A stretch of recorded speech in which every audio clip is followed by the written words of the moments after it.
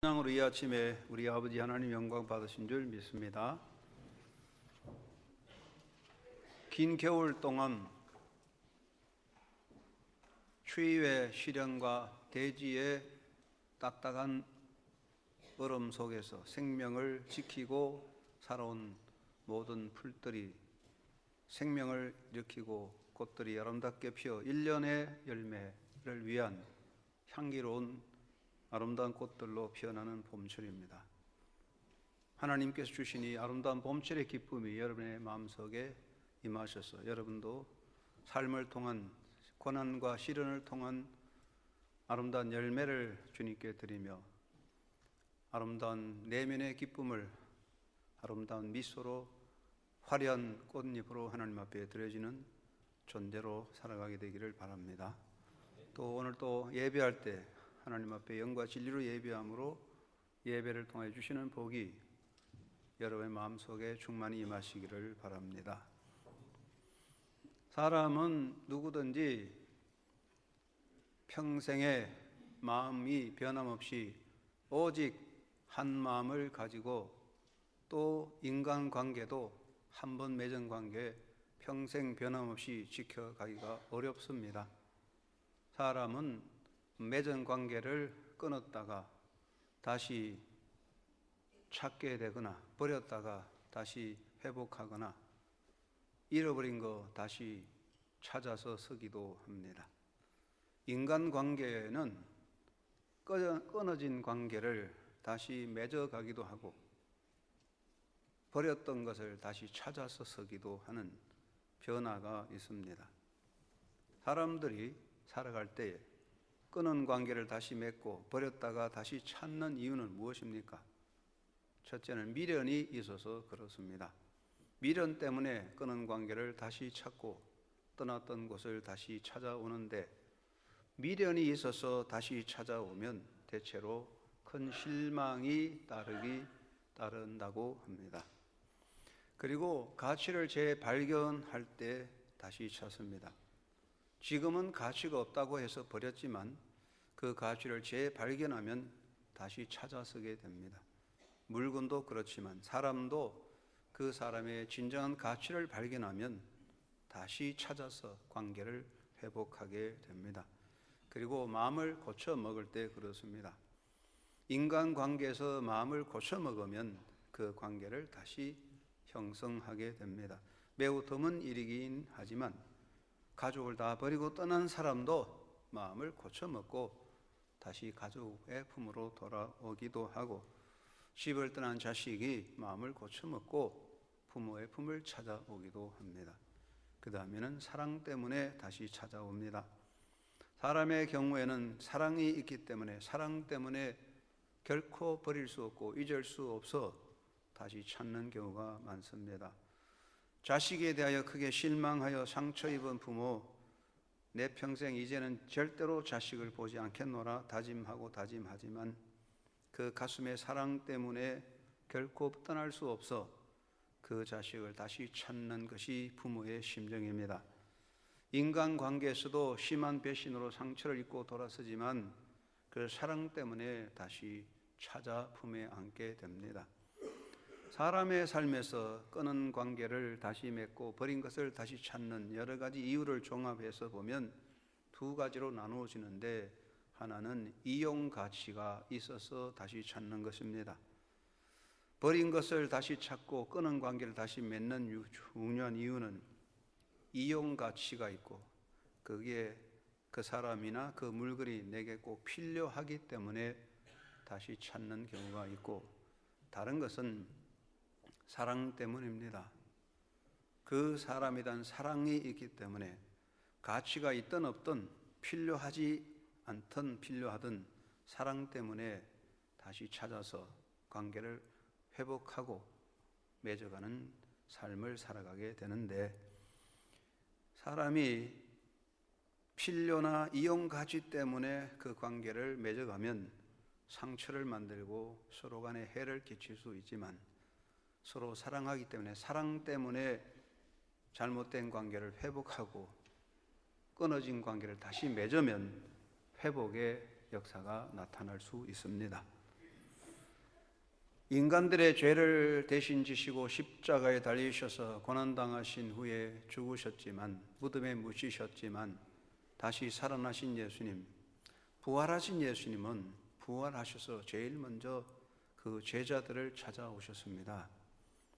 다시 찾아오신 예수님, 그 예수님 마음을 읽어보고 그 제자를 다시 찾아오신 예수님 마음을 안다면 우리는 예수님을 더 사랑하고 더 따라가는 신실한 제자가 될 수 있을 것입니다.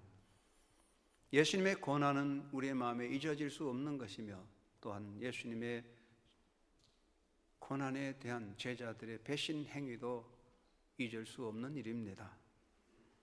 예수님의 고난에 관해서는 우리가 살았을 동안에 매일매일 생각하고 새겨봐도 그 진술을 다 알 수 없고, 어떤 언어로서도 그의 고난에 관해서는 다 설명할 수 없습니다. 다만 예수님에 대해서, 예수님을 사랑하는 우리들은 마음만으로도 그 고난을 조금이나 이해하고 느껴보고자 하는 것입니다. 예수님께서 지신 십자가는 고난 그 자체며, 인간의 삶에서 말해지는 모든 고난을 다 합해도 예수님의 고난의 십자가와는 견줄 수 없습니다. 로마의 시인 시세로는 십자가라고 단지 불리우기만 하여도 그것은 로마 시민의 몸으로부터뿐만 아니라 그의 생각들과 귀로부터 멀리 떨어져 있어야 한다고 말했습니다. 독일의 신학자요 철학자인 몰트만 교수는 그의 책에서 그 당시 십자가는 교회에서 발견되는 승리의 표식도 아니었고 왕관의 장식물도 아니었으며 수도회의 표식이나 상패가 아니었다. 오히려 그것은 모순에 대한 표식이요 배척과 죽음을 초래하기에 충분한 훼손의 표식이었다라고 말합니다. 십자가는 인간이 그 몸으로 질 수 있는 모든 고통의 집결체인 것입니다. 그런데 이 예수님의 십자가 고난 앞에 더욱 예수님의 마음을 아프게 한 것은 제자들의 행태였습니다.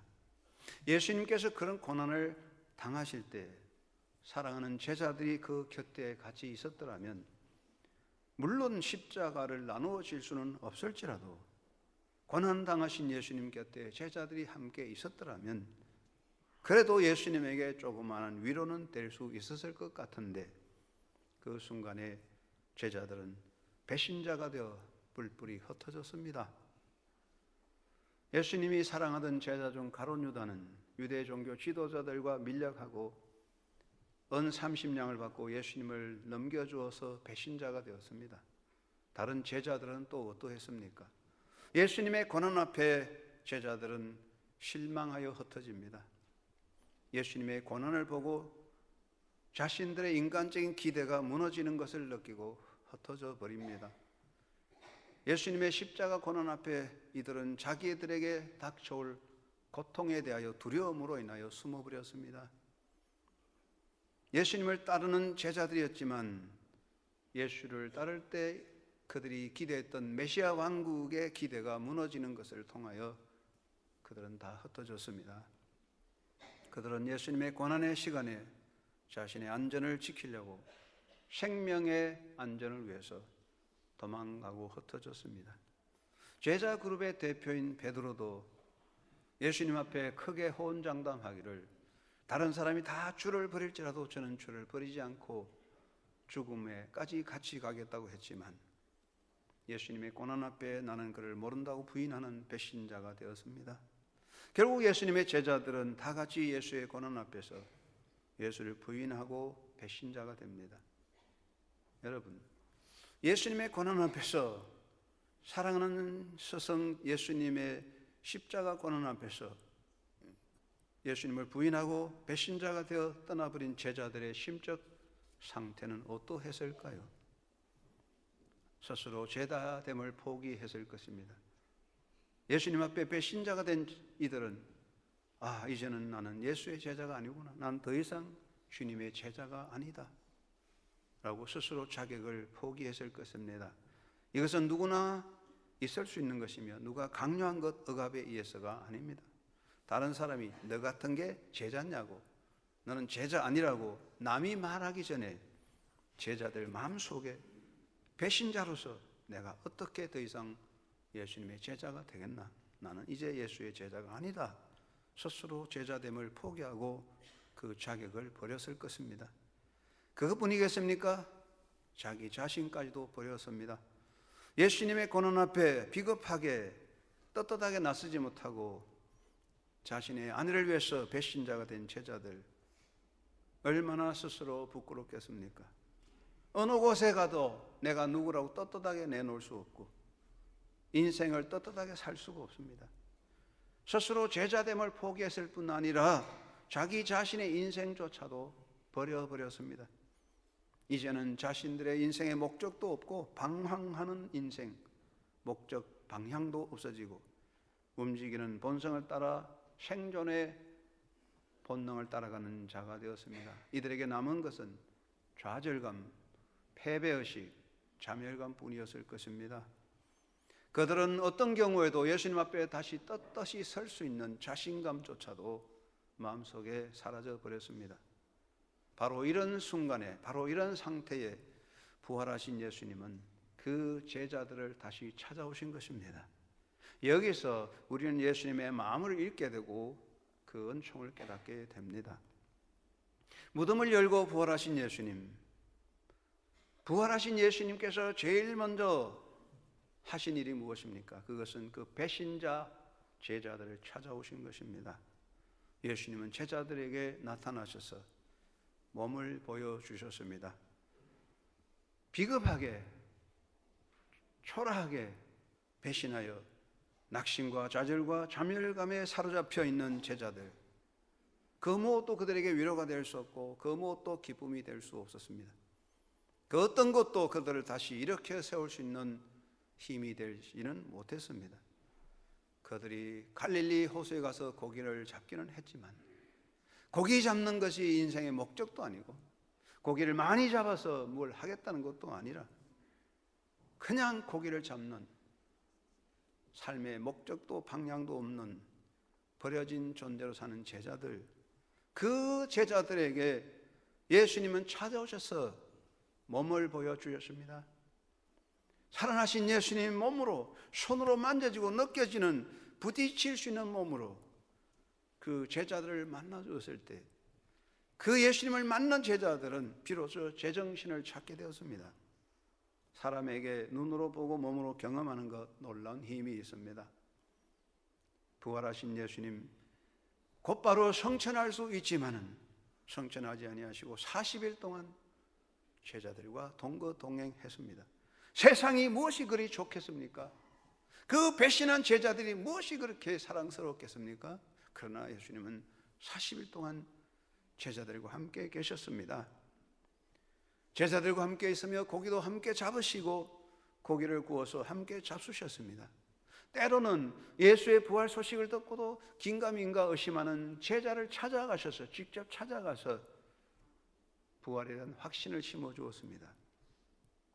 의심하는 제자가 있었습니다.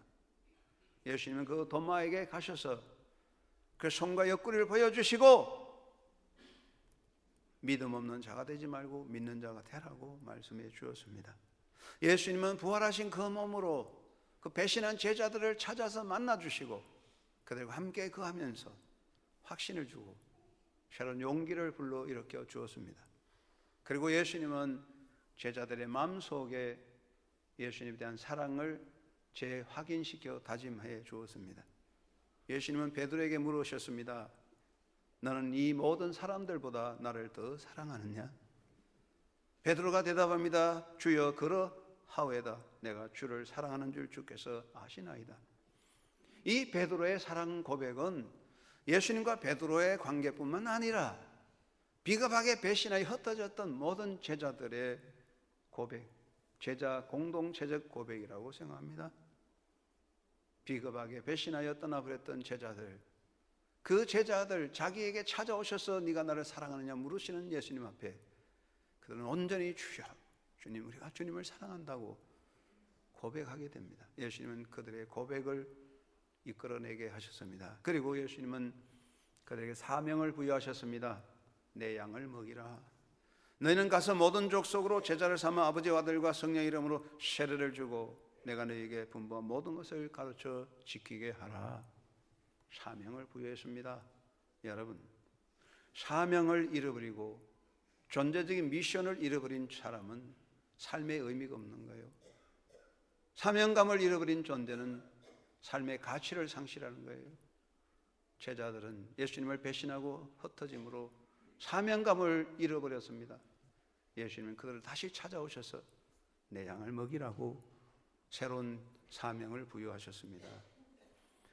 부활하셔서 제자를 찾아오신 예수님의 행태는 우리에게 너무나 놀라운 것을 말해주고 있습니다.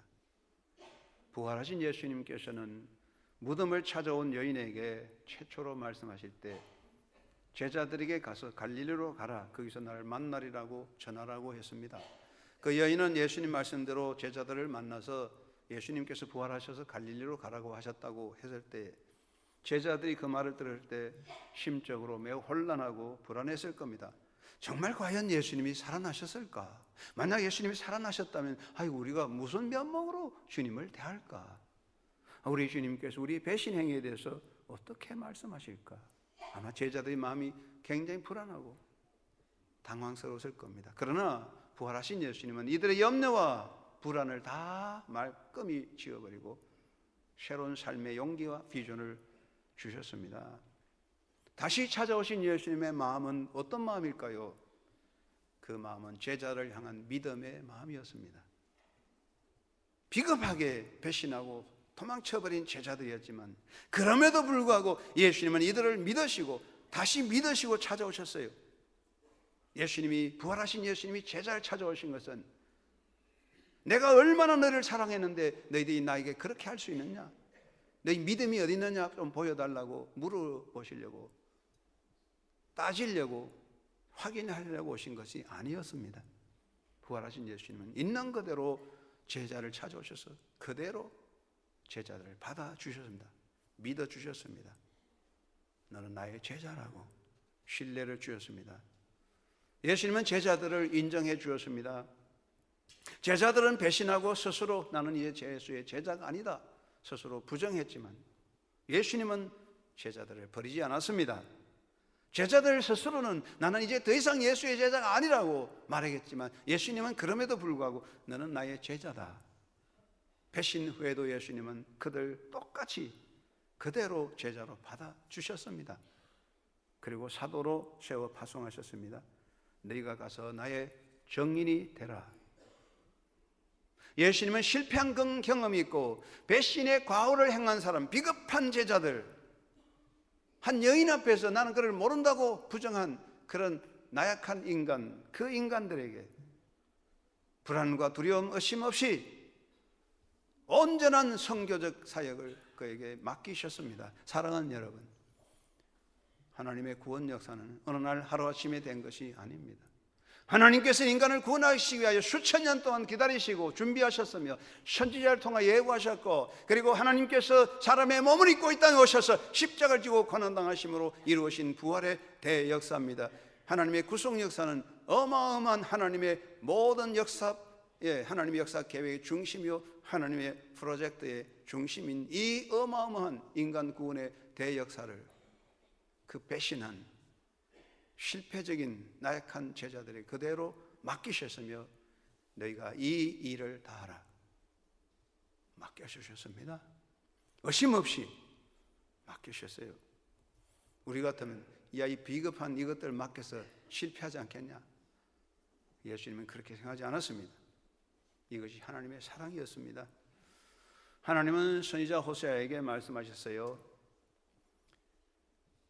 가정을 버리고 자신의 욕정을 따라 집을 떠나버린 음란한 여인 고멜을 다시 찾아오셔서 사랑하라고 명하셨을 때 호세아는 하나님의 명을 받아 고멜을 다시 찾아 그 몸값을 갚아주고 집으로 데려와서 사랑해 주었습니다. 이것이 하나님의 사랑입니다. 배신한 제자들, 비겁하게 배신하여 방황하며 존재 자체를 잃어버린 제자들을 회복하게 한 것은 바로 다름이 아닌 그들을 다시 찾아와 만나주신 예수님의 사랑 때문입니다. 부활하신 예수님 제자들을 찾아와서 만나 주셨을 때에 이들은 새로운 존재적 가치를 가지고 모두가 부활의 산 정인이 되어 그들의 존재를 다하여 부활의 산 정인이 되어 살았고 사도로 복음을 전하였습니다. 이들의 활동으로 교회가 세워지고 지상에 주님의 교회가 왕성하게 되었습니다. 한때 이들은 비겁하게 인간 본성을 따라 주를 배신하고 떠났지만 그를 찾아와 사랑하시고 믿어주신 주님의 사랑 때문에 성령의 역사로 인하여 이들은 모두가 새로운 존재가 되어서 목숨을 다하여 선교적 삶을 살며 마지막에 순교자가 되었습니다. 다시 찾아오신 예수님은 제자들을 진정한 제자로 만들어 주었습니다. 그 예수님은 지금도 여러분을 다시 찾아와 만나 주십니다. 여러분, 그 예수님 나를 만나 주셨습니다. 우리는 주님 앞에 어떤 마음으로 주님을 따라가야 되겠습니까? 배신한 자일지라도 외면하지 아니하시고 책망하지 아니하시고 오직 사랑으로 덮어주시며 믿어주시고 받아주신 예수님 앞에 제자들은 오직 감사로 주를 따르는 자가 되었습니다. 우리 모두 배신자요 배역자입니다. 우리 계속해서 불순종과 불신앙으로 살아가고 자신의 이익만을 추구하여 주님을 슬프게 하고 사람을 아프게 하는 존재이지만 그럼에도 불구하고 우리 주님은 언제나 지금도 나를 부르시서 나를 찾으시고 당신의 일꾼 삼으십니다. 나를 믿으시고 흔들리는 나를 믿으시고 그의 일을 맡겨주십니다. 그러므로 우리는 주님 앞에 언제나 감사로 주님을 따라가는 사람이 되어야 하겠습니다. 언제나 나를 버리지 아니하시고 나를 부르셔서 서시는 주님 앞에 감사 이외에 다른 행위가 있을 수 없을 것입니다. 내가 가는 길이 힘들어도 감사하고 내가 가는 길이 어려워도 감사하고 우리의 길이 외로울지라도 감사할 것밖에 없습니다. 만약에 내 마음속에 주님에 대한 감사가 사라졌다면 나는 주님과의 만남이 막혔다고 말할 수밖에 없을 겁니다. 내 마음속에 주님에 대한 감사가 사라졌다면 나와 주님과의 관계는 닫혀 있다고 생각할 수 있을 겁니다. 여러분이 가는 길이 힘들고 어렵고 외로울 수도 있지만 주님을 생각하고 다시 찾아오셔서 만나주시는 주님 앞에 오직 감사로 주를 따라가는 제자 되기를 주의 이름으로 축원합니다. 한결같이 주를 따라가는 사람이 되어야 되겠습니다. 예수님은 한결같이 제자들을 사랑하셨습니다. 예수님께서 베드로를 야고보 요한을 부르실 때에 나를 따라오라 말씀하시고 그 이후부터 그들이 배신하셔야 할지라도 배신자가 되었을지라도 변함없이 한결같이 예수님은 그들을 제자로 받으시고 사랑해 주었습니다. 한결같이 변함이 없었어요. 여러분, 우리도 한결같이 주님을 사랑하며 섬겨야 합니다. 결코 딴 마음을 품어서는 안 될 것입니다. 힘든다고 해서 어렵다고 해서 욕을 먹었다고 해서 혼자 남았다고 해서 육신의 욕망을 채울 수 없다고 해서 내가 높아져서 교만한다고 그래서 주님을 떠나버린다면 어떻게 우리가 주님의 제자가 되었다고 말할 수 있겠습니까? 힘들어도 어려워도 욕을 먹어도 혼자 남았을지라도 육신의 욕망을 채울 수 없다고 할지라도 내가 높아진다 할지라도 낮아진다 할지라도 변함없이 한결같이 땀만 품지 말고 주님 사랑하고 주님을 따라가는 제자가 되어야 하겠습니다. 삶의 끝날까지 주님을 따르고 섬겨야 될 것입니다. 우리 주님께서 이제 그만 쉬라고 할 때까지 우리의 사움을 멈출 수는 없습니다. 군인들이 훈련받을 때 행군을 합니다. 하루 종일 행군합니다. 지휘관이 쉬어 할 때에 쉬는 거지 지휘관이 이제 그만 쉬라 소리 하자면 계속 가야 합니다. 발이 부르터져 피가 나고 힘들어도 가야 됩니다.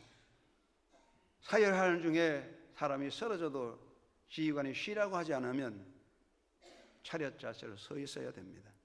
내 마음대로 쉬고 싶을 때 쉬고 앉고 싶을 때 앉고 내 마음대로 가고 싶으면 가고 그것은 군대가 아닙니다. 우린 예수의 군대입니다. 대장 되신 예수님께서 그만 쉬라고 할 때까지 주님을 한결같이 끝까지 따르는 제자가 되시기를 주의 이름으로 축원합니다. 세계적인 사랑의 실천자였던 테레사 수녀는 이런 말을 했습니다. 예수님, 당신께서는 이 비참한 세상에 사시는 30하고도 3년 동안에 충분히 애쓰시고 우셨습니다. 그러니 오늘은 이제 쉬실 차례지요. 이제는 제가 고통받고 제가 싸우겠습니다. 우리 주님에게 기쁨을 드립시다. 자신을 희생하여 그분께 영혼을 바칩시다. 참 좋은 말이죠. 우리가 주님 앞에 무엇을 드려야 될까요? 우리는 계속해 주여 이것을 주십시오. 주님 이것도 채워주세요. 주님 이것도 부족합니다. 맨날 그렇게만 말하고 있습니다. 그러나 구하면 주신다고 하셨지만, 그러나 이제는 좀 더 우리가 성숙해서 이제 주님 쉬시고 제가 대신 일하겠습니다. 고백하는 제자가 되어야 하지 않겠습니까? 한결같이 우리를 사랑하시며 우리를 불러주시는 주님 앞에 감사함으로 한결같이 주를 섬기고 따라가는 제자 되기를 주의 이름으로 축원합니다. 온갖 고통 다하여도 제 십자가 바로 지고 골고다의 높은 곳에 나도 가게 하옵소서. 이것이 여러분의 고백이 되기를 주의 이름으로 축원합니다. 그럼 우리가 사람들 앞에서는 어떻게 할까요? 사람들 앞에서 나를 찾아오셔서 나를 사랑하시고 불러주시는 주님 앞에 감사와 한결같은 사랑으로 주님을 따라갈 때 우리가 사람들 앞에서는 어떻게 할까요? 서로 허물을 덮어주는 자가 됩시다. 예수님은 부활하셨습니다. 제자들 생각도 하시고 다 아십니다. 가룟 유다가 그 마음을 품어도 예수님 아셨어요. 그래도 왜 그러냐고 책망하지 않았습니다.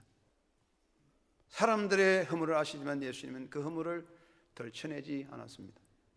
제자들의 족보를 아십니다. 전과를 다 아시지만은 너 왜 그렇게 했냐고 한 번도 허물을 말씀하지 않았습니다. 있는 대로 받아들이신 예수님. 그래서 베드로는 사랑은 허다한 죄를 덮는다고 했습니다. 우리가 서로의 허물을 덮어주지 못하고 서로의 허물을 덜쳐내고 그것을 공격하고 그 허물을 쫓아댄다면 누가 남겠습니까? 우리 모두가 한순간에 몰락하는 비참한 삶을 만들 뿐일 것입니다. 인생의 불행과 사회의 불행과 역사의 비참함은 허물을 덜쳐내는 인간의 비열함 때문에 생기는 것입니다. 한국 교회가 처한 교회 분열과 갈등의 문제는 무엇이겠습니까? 교회의 성도들이라고 해서 성령군자는 아닙니다. 본성이 있습니다. 그래서 문제가 있을 것입니다. 그러나 큰 문제의 원인은 서로의 허물을 덜쳐내고 서로를 공격하고 비방하기 때문에 생겨나는 일들입니다. 부끄러운 일입니다. 얼굴 들 수 없는 일들입니다. 리차드 범브란트라는 유명한 학자가 그 책에서 이런 이야기를 말하고 있습니다. 어떤 사람이 홀아버지가 있는데 예쁜 딸 하나를 데리고 살다가 결심하고 수도원에 들어가서 수도사가 되기로 결정했습니다. 그런데 딸이 나는 절대로 아버지를 떠날 수 없으니 나도 아버지 따라 수도사가 되었습니다 하고 아버지를 따라왔습니다. 그 남자들이 있는 수도원에 들어왔는데 이 딸은 여잔데 남장을 하고 수도사가 되었습니다. 아름다운 목소리로 노래도 잘하고 요리도 잘합니다. 청소도 잘하고 그래서 아주 모든 사람의 사랑을 받고 원장도 그를 매우 사랑해 주었습니다. 신뢰했습니다. 어느 날 수도원장이 그녀에게 다른 수도사와 함께 마을에 가서 수도원에 필요한 물건을 사오라고 보냈습니다. 수도사들은 종종 동네에 나가면 머무는 여관에 있는데 그 여관에 머물렀는데 그 여관 주인에게 예쁜 딸이 하나 있는데 어떤 군인과 그저 관계를 맺어서 임신하게 됐어요. 그런데 그 군인이 아주 고약하고 나쁜 군인이었어요. 여자를 거역했습니다. 저는 어쩌고 하면 좋아요? 아버지가 아시면 저를 죽일 거예요 하고 울 때에 그 못된 군인이 이렇게 말했습니다. 저 미남 수도사가 당신을 강간했다고 말해보시오. 그러고 도망가 버렸어요. 이 순진한 어리석은 여자는 아버지에게 그렇게 말했습니다. 남장을 한 수도사 데오도라는 업에서 볼일 다 보고 집으로 돌아왔을 때, 수도원으로 돌아왔을 때 여관 주인으로부터 이야기를 들은 수도원의 원장이 데오도라를 불려서 호령하고 매를 때리면서 어떻게 우리 수도원에 이런 수치를 만들어 왔느냐 말했습니다. 데오도라는 생각하기를 다른 수도사 중 한 사람이 죄를 저질렀다. 그렇다면 발각된다면 그는 수도원에서 쫓겨나고 얼마나 큰 고통 속에 있을까. 그녀는 그 모든 짐을 스스로 지려고 작정하고 원장 앞에 엎드려 빌었습니다. 용서해 주십시오. 제가 잘못했습니다. 원장은 데오도라를 쫓아내버렸습니다. 그녀는 수도원 대문 밖에서 거지 노릇하며 살았습니다. 수도사들 앞에 불쌍한 죄인을 용서해 주십시오 하고 빌면서 살았습니다. 열해가 지난 후에 원장은 그녀를 용서하였습니다. 데오도라는 다시 수도원으로 돌아왔지만 하잘것없는 일을 하면서 많은 수도사들로부터 멸시와 천대를 받아야 했습니다. 그러다 그녀가 나이 들어 죽게 되는데 그녀를 장례를 하기 위해서 몸을 씻을 때 이 데오도라가 남자가 아니라 여자인 것을 알게 됐습니다. 이 모든 것이 오해였다는 사실이 밝혀지면서 수도원이 너무나 숙연해졌습니다. 그래서 그녀는 성녀라는 이름을 붙였습니다. 성녀 데오도라, 세인트 데오도라라는 이름이 추대되었습니다. 우리가 살아간 삶 속에 우리 모두 허물투성인데 이것을 벗어내면, 껍데기를 벗기면 스스로 설 사람은 없을 겁니다. 주님은 제자들의 허물을 덮어주셨는데 우리가 예수님을 생각하면서 우리 서로의 허물을 덮고 가리워주면서 서로 신뢰하며 손잡고 가는 예수님의 제자가 되어야 되겠습니다. 여러분, 서로 신뢰하면서 살아가야 합니다. 예수님께서는 그 배신한 제자를 믿어주셨습니다. 믿을 만한 가치가 없지만 그래도 믿으시고 대단한 구원의 대역사를 그들에게 맡기셨어요.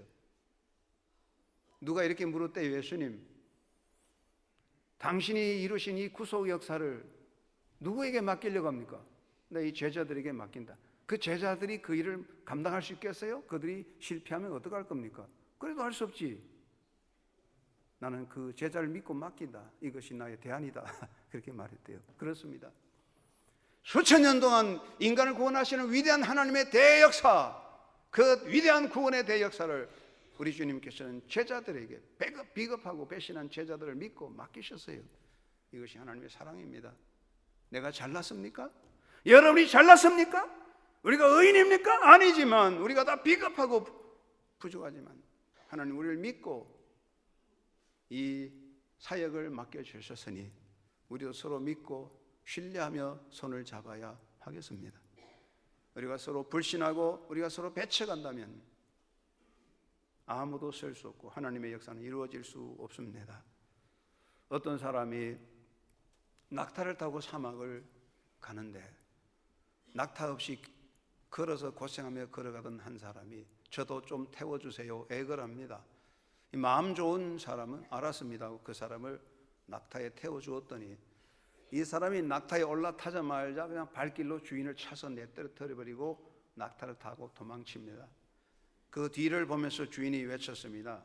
당신이 내 낙타를 빼앗아간 게 분하지 않습니다. 내게는 다른 낙타들이 많이 있습니다. 당신은 사람 사이의 신뢰감을 무너뜨렸습니다. 앞으로는 낙타를 가진 사람들이 외로운 여행자들을 돕는 일을 하지 않을 것입니다. 누구도 낙타 등에 다른 사람을 태우려 하지 않을 것입니다. 얼마나 충격적인 이야기입니까? 우리가 서로 불신하고 배척하면 우리 스스로 고립된 사막에 홀로 떨어진 존재가 될 것입니다. 예수님은 위대한 대사역을 제자들에게 맡기면서 세상 끝날까지 내가 너와 함께 하겠다고 약속했습니다. 예수님은 제자들에게 말씀하십니다. 함께 가자. 손을 잡고 가자고 말씀하십니다. 주님의 복음 선교는 혼자 할 수 있는 것은 아닙니다. 내가 잘났다고 다른 사람을 배척하고, 내 마음에 안 든다고 다른 사람을 잘라버리고, 허물과 부족함을 고발하고 나 혼자만 남는다면 이 세상은 사막이 되고 나는 어느덧 저 고립된 사막에 떨어진 존재가 될 것입니다. 복음은 함께 하는 것입니다. 예수님께서 그 제자를 찾아오셔서 함께 가자 말씀하시고, 내가 너와 함께 한다고 말씀하시고, 제자들에게 구원의 사역을 맡기신 것 같이 우리도 서로 신뢰하고 함께 손을 잡고 가야 할 것입니다. 허물도 있고 실수도 있고 부족하지요. 그래도 함께 손을 잡으면 주님이 그곳에 계셔서 더 큰 일을 이룰 수 있게 하십니다. 사랑하는 한영교회 성도 여러분, 부활하신 예수님은 그 배신한 제자들을 찾아오셨어요. 그래도 믿어주시고 인정해 주시고 나의 정인이 되라고 그 중요한 직무를 주셨습니다. 이제 우리도 주님 앞에 설 때 변함없이 한 마음으로 주님을 사랑하고 따라가며 우리 모두 용납하고 신뢰하고 손을 잡고 가야 하겠습니다. 한영교회 성도 여러분, 예수님 앞에 설 때 부끄럽지 않은 예수님의 제자 되어서 주님의 뜻을 따라 주님께서 우리에게 주신 그 임무를 수행하고 주님께서 우리에게 맡겨주신 교회를 사랑하고 선교의 역사를 이룰 수 있는 신실한 제자, 주님 앞에 설 때 칭찬받는 예수님의 사랑받는 제자 되기를 주의 이름으로 축원합니다. 고마우신 아버지 감사합니다. 부활하신 예수님 제자를 찾아오셨습니다. 제자들이 잘나고 똑똑하고 꼭 필요하고 없어서 안 되는 사람들이 아니었습니다. 하나님에게는 무엇이 아쉽겠습니까마는 그래도 우리 예수님은 제자를 사랑하기 때문에 제자를 믿으시고 그들을 그대로 받으시고 찾아오셔서 품에 안아주시고 내 양을 먹이라 말씀하신 주님, 지금 내게 와셔서 우리에게 오셔서 말씀하고 계시는 주님, 오늘 또 나를 찾아오시고 내 삶의 현장, 내 인생의 허물과 실수와 약함과 고난이 있는 그 자리에 주님 오셔서 나를 받아주시고 품어주시고 제자 되라 말씀하신 주님 앞에 섰습니다. 이 주님의 사랑 앞에 한결같이 변함없이 감사로 주를 따라가고 변함없이 주님을 따라가며 서로 용납하고 품어가는 삶을 살아가는 한영교회 성도들 되기 원합니다. 한국 교회가 그렇게 되기 원합니다. 그리스도의 뜻이 이루어지기 원합니다. 성령께서 저희를 통하여 온전히 주의 뜻을 이루게 하여 주시고 제자의 모습으로 살아가는 복된 삶을 사는 주의 백성들 되도록 이끌어 주시옵소서. 예수님의 이름으로 기도드리옵나이다. 아멘.